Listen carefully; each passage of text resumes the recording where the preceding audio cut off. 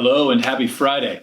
I'm Anson and we are continuing with our series For God and Neighbor, where we're looking at Jesus' teaching about the core of everything. How can we love God and how can we love our neighbor? Jesus said that's what it all boils down to.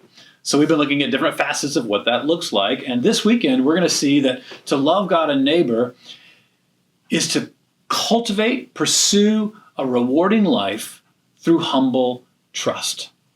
We all want a rewarding life. I think that's a universal desire that we all have. And the question is, how do we get it? How do we receive a rewarding life? And our human instinct, the world around us, it's going to tell us to fight for ourselves and stand up for our rights and all sorts of ways that we can demand a rewarding life. But Jesus tells us something quite different.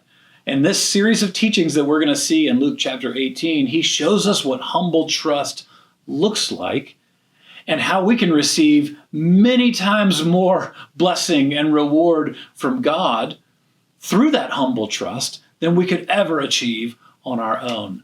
To trust in God brings a rewarding life, and Jesus is going to show us how. And I'm excited for this weekend. I hope you'll join us online if you need to, but in person if you can, as we continue on this journey together, learning to live for God and neighbor. Also want to give you an update on our final push to close out our campus investment projects to build a gathering place for a growing community through our 4 Lake Norman project. We kicked off our final push a few weeks ago. We're about a third of the way through this final push, and we are a little over a third of the way toward hitting our goal. So many of you have stepped up really generously.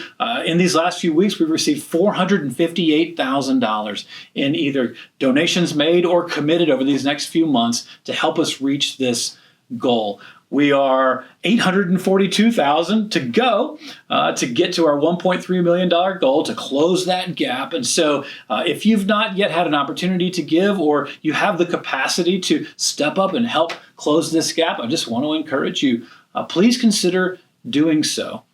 As I think about where we are in the history of our church, this is an opportunity for us to make an investment not only in our mission and vision today, but for the future generations. If you look back on our church history, we're 46 years old. We were planted in 1980, and there have been 4 separate building campaigns that have taken place in the life of our church to provide the spaces that we have today. And I'm so glad that people in those times stepped up and gave generously so that we can have the resources and ministry capacity to do what God's calling us to do today. Well, this is our turn to make that investment for future generations. It's been over 20 years since we've made an investment like this in our campus, so we get to be a part of something that's going to outlast us. I hope you'll be a part of that and give generously as we seek to close the rest of this gap by March 31st so that we can see these projects go forward and really lean into the mission and vision God has given us to bring healing, connection, and purpose to people all around Lake Norman through the love of Jesus. It's an exciting thing to be a part of. And I hope you'll be a part of it with me as we consider what it looks like in individual ways, in collective ways as a church, and through the generations to love God and love neighbor. Well, I hope to see you soon as we continue our journey together. But until then, have a great weekend.